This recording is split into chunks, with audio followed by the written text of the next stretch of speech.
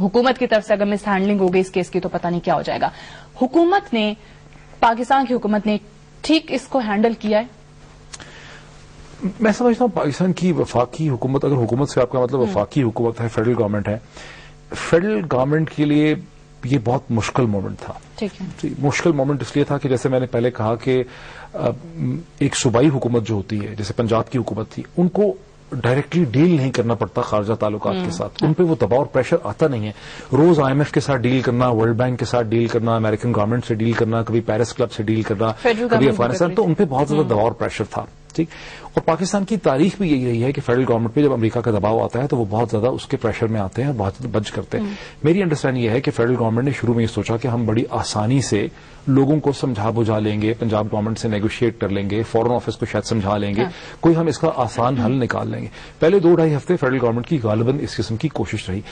ایک ایسی سٹیج آئی کہ انہوں نے یہ ریئلائز کیا کہ نہیں، اس کا انہیں بہت سیاسی طور پر نقصان ہوگا، اس کو کرنا ممکن نہیں ہے اور غالباً ڈیزائربل نہیں ہے. پھر اس کے بعد اسلام آباد میں بھی ایک ریزالو پولیٹیکل یہ ڈیولپ کر گیا، خاص کر کے جب فورن آفس نے پوزیشن لے لی کہ ہمیں اسے امریکہ کے دباؤ میں اٹھا کے حوالے نہیں کر دینا چاہیے اور اس کا حل اب عدالت سے ہی نکلے گا.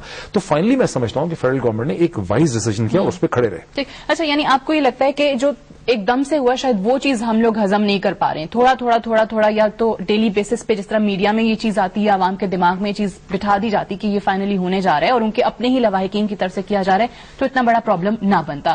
اچھا، کچھ لوگ جو کہہ رہے ہیں کہ کچھ غلطیاں بھی تو ہوئی نا آخر میں، ایک دم سے آپ نے اتنی ہیوی ڈوز دے دی. ایک تو یہ تھا کہ اگر چند دن پہلے یہ خبر آ جاتی کہ جو لواحقین ہیں وہ دیت پہ مان گئے ہیں، اتنا اماؤنٹ جو ہے وہ ایکسچینج ہو رہا ہے. پھر عبید الرحمان کا بھی کچھ ہوتا جو ٹریفک ایکسیڈنٹ میں مارے گئے.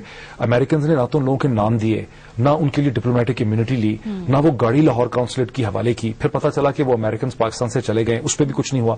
آج تک میری انڈرسٹینڈنگ یہ ہے، میری اطلاع یہ ہے کہ عبید الرحمان کے خاندان کو کسی قسم کی کمپنسیشن جو ہے وہ نہیں دی گئی. اچھا، پھر ہمیں یہ پتا تھا، پھر ہمیں اس طرح کی بھی اطلاعات آئی ہیں کہ لاہور جو بھی کورٹ جو بھی فیصلہ ہوا ایڈیشنل سیشن جج سے، اس سے پہلے ہی ریمنڈ ڈیوس کو فزیکلی وہاں سے نکال لیا گیا. ایک دن پہلے جہاز آیا ہوا تھا، اس کی کسی کو خبر نہیں ملی.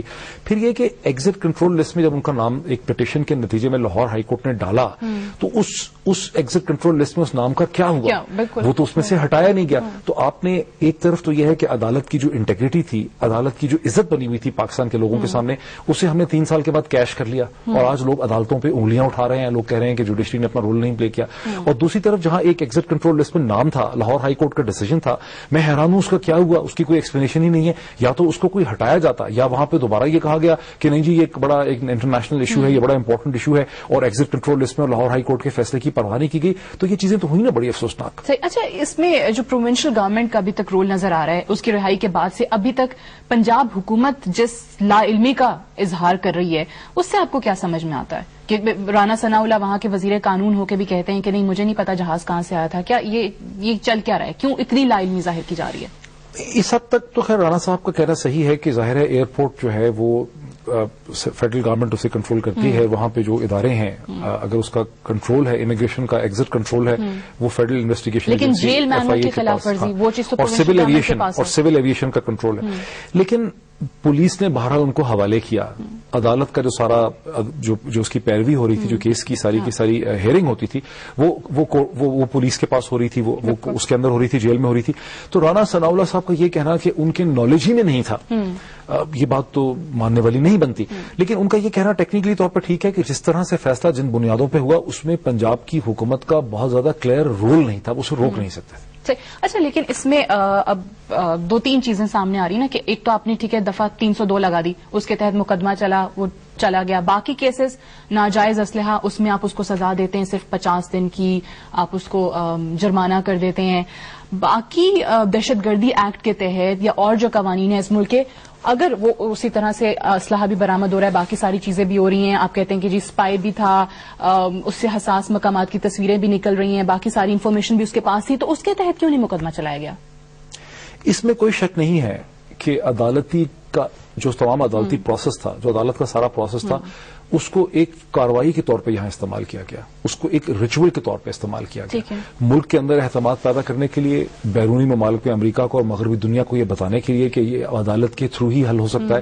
لیکن جو ایک جینون اوریجنل اسپرٹ ہوتی ہے عدالتی کاروائی کی. جیسے آپ نے دیکھا کہ ایگزٹ کنٹرول لسٹ میں تھا, اس کی پرواہ نہیں کی گئی. جیسے کہ آپ نے بتایا کہ مختلف کیسز جن پہ کیس بلڈ اپ ہو سکتا تھا اسے بلڈ اپ نہیں کیا گیا. پھر مت بھولیے کہ جیسے ہی ریمنڈ ڈیوس کی گرفتاری ہوئی اس کے 24 گھنٹے کے بعد 2-3 لوگوں کی لاہور ہائی کورٹ نے لاہور کی پولیس نے لوگوں کے کیسز جو تھے وہ سامنے لائے, FIR سامنے لائے کہ جی ہمارے بلیک بیری, ہمارے آئی فون جو ہیں ان لوگوں نے چوری کر دیے تھے. اور ہم نے ان کی جب ٹیلی ویژن میں تصویریں دیکھی تو اس سے ہمیں پتا چلا کہ یہ وہی لوگ ہیں. وہ بات بڑی شکوک پہ مبنی تھی, بیکاز ابھی میں اگر یہاں اندر آیا ہوں ہیڈ کوارٹرز کے تو گیٹ پہ میں نے کس کو دیکھا 2 منٹ کے لیے, کس سے میں نے بات کی, اس کی میں ٹیلی ویژن میں اگر تصویر دیکھتا ہوں گارڈ کی تو اس کو اتنی آسانی سے پہچان نہیں سکتا. تو یہ بات بڑی واضح تھی کہ لاہور کی پولیس شروع میں ریمنڈ ڈیوس کو ایک اس کے لیے کنسیشنز پیدا کرنے کے لیے, آسانیاں پیدا کرنے کی کوشش کر رہی ہے. کہ یہ لوگ ڈاکو تھے, آن ریکارڈ پولیس کے اسٹیٹمنٹس آئی ہیں ان کی, پنجاب پولیس پہلے ان کو ڈاکو بنانے کی کوشش کی گئی. پولیس نے خود ایسا تاثر دیا کہ یہ سیلف ڈیفنس کا کیس لگتا ہے, ان کو ڈاکو بنایا, ٹیلی فونز کا FIR سامنے آئی اور ریمنڈ ڈیوس کو آسانیاں پیدا کرنے کی کوشش کی گئی.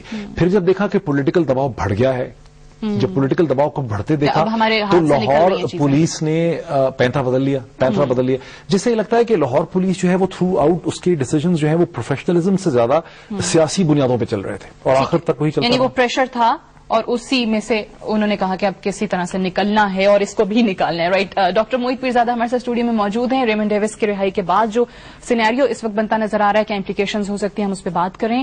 ایک بریک لیں گے اور بریک کے بعد ڈسکشن کو آگے بڑھائیں گے. اسٹے ود اس.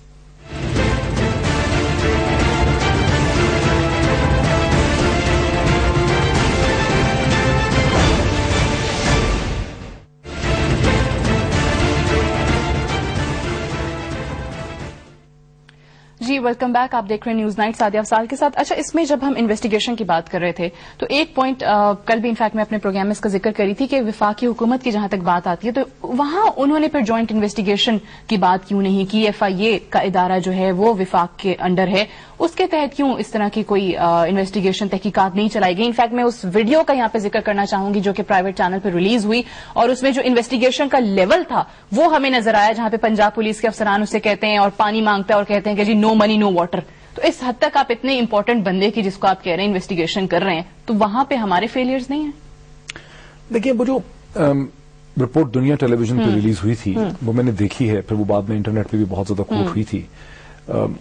وہ دیکھنے میں بہت بری لگتی ہے, بڑی احمقانہ سی بھی لگتی ہے. اس سے پنجاب کی پولیس جو ہے وہ بڑے نیگیٹو طریقے سے نظر آتی ہے, جوکرز لگ رہے ہیں اور سارا کچھ. لیکن اس سے پروفیشنلی طور پہ تو کہیں یہ نہیں پتا چلتا کہ انہوں نے کوئی چیز مس کی ہے. مطلب جو کچھ انہوں نے ریمنڈ ڈیوس سے پوچھنا تھا انہوں نے اس کو ڈیٹین کر لیا. پنجاب پولیس کے جو لوگ تھے انہوں نے سڑک پہ انہوں نے مینج کیا کہ ریمنڈ ڈیوس وہاں سے فرار نہ ہو سکے. باوجود اس کے کہ ریمنڈ ڈیوس کو وہاں سے اسکیپ کروانے کے لیے لاہور کاؤنسلیٹ سے ایک اور گاڑی بھیجی گئی. انفیکٹ وہ لاہور کاؤنسلیٹ سے نہیں بھیجی گئی, میں سمجھتا ہوں مصدقہ نہیں ہے, وہ اس کی سیکنڈ ٹو کار تھی جو اس کے ساتھ تھی, بیکاز لاہور کاؤنسلیٹ جہاں ہے اور جہاں یہ واقعہ ہوا ہے اس کے درمیان اتنا فاصلہ ہے کہ پہنچ نہیں سکتے تھے. تو لاہور پولیس کی ایفیشنسی جو ہے وہاں ہمیں نظر آتی ہے کہ انہوں نے کر لیا, اپنے طریقے سے کیا, لیکن اپنے طریقے سے کیا, جٹ کے اسٹائل سے کیا. مطلب بڑا کچھ پینڈو سا اسٹائل ان کا تھا, وہ سب کچھ تھا. ان کو انگریزی بولنی نہیں آتی تھی, مسخروں کی طرح وہ لگ رہے ہیں, لیکن مقصد ان کا پورا ہو گیا, پوائنٹ ان کا پورا ہو گیا. دوسری بات ہے کہ اس میں وفاقی حکومت کیوں نہیں پڑی, اس میں جوائنٹ انویسٹیگیشن کیوں نہیں ہوئی. میں سمجھتا ہوں کہ پہلے 3-4 دن کے بعد جس قسم کا ملبہ اٹھا, جس قسم کی کنٹروورشل سچویشن تھی, جس قسم کا دباؤ تھا, جس قسم کا جھگڑا پیدا ہوا پاکستان کے مختلف اداروں کے درمیان, جتنا پبلک پریشر تھا, جتنی میڈیا میں لیدے ہو رہی تھی, کوئی بھی اس میں پڑھنا نہیں چاہتا تھا. لاہور پولیس تو اس میں پڑ چکی تھی, پنجاب پولیس تو ظاہر ہے اس کے ساتھ ڈائریکٹلی انوالو تھی. وفاقی حکومت نے یہی سوچا ہوگا, اور میری انڈرسٹینڈنگ یہ ہے, مجھے انسائیڈ انفارمیشن نہیں ہے, کہ اس میں مزید پڑھنے کی ضرورت نہیں ہے. پنجاب حکومت کی بہت حد تک کی کوشش تھی کہ جی آپ اگر کہتے ہیں کہ امیونٹی ہے تو فورن آفس سے ہمیں لکھ کے دے دیں. وہ مسلسل اپنا ملبہ جو ہے وفاقی حکومت پہ پھینک رہے تھے. وفاقی حکومت کا یہ تھا کہ پنجاب حکومت پہ پڑا رہے, اگر یہ نہیں چھٹ رہا, عدالت کا مسئلہ ہے, کورٹ میں بات جاتی. لیکن آپ کے فورن آفس نے بھی تو اس طرح سے کوئی بیان ان کی طرف سے بھی سامنے نہیں آیا, انہوں نے بھی ٹائم گین کرنے کی کوشش کی ہے. اس لیے کہ فورن آفس بہت جلدی اس نتیجے پہ پہنچا. 27 تاریخ کا یہ واقعہ ہے. پہلے تو لاہور پولیس نے فورن آفس سے پوچھا نہیں. شاہ محمود قریشی صاحب سے میری اس پہ بڑی کھل کے ایک دفعہ ڈسکشن ہوئی تھی. انہوں نے کہا بات یہ بھی ہے مزید کہ دیکھیں فورن آفس سے تو لاہور پولیس نے پوچھا نہیں, 28 تاریخ کو جا کے پوچھا. 28 یا 29 تاریخ تک جب فورن آفس نے اس پہ سوچ و بچار کیا تو انہیں یہ بات پتا چلی کہ ان کے کاغذات کی روح سے جو کچھ بھی ریکارڈ ان کے پاس ایگزسٹ کرتا تھا اس میں ریمنڈ ڈیوس کو امیونٹی نہیں مل سکتی تھی. اب اگلا سوال یہ تھا کہ کیا فورن آفس اپنے ریکارڈ کو نظر انداز کر کے حکومت کو یہ لکھ کے دے دیتا یا پنجاب حکومت کو لکھ کے دے دیتا کہ ریمنڈ ڈیوس کو امیونٹی بنتی ہے، وہ اس لیے نہیں ایسا کر سکے. ایک تو ٹھیک ہے ان کا کنسنسس تھا، پروفیشنل باڈی تھی، لوگوں کی پڑھے لکھے لوگ تھے، سمجھدار لوگ تھے، وہ نہیں کرنا چاہتے تھے. لیکن میں سمجھتا ہوں اس سے بھی بڑھ کے مسئلہ ان کے لیے یہ تھا کہ بات آؤٹ ہو چکی تھی اس وقت. تو آلریڈی ایک پٹیشن لاہور ہائی کورٹ کے سامنے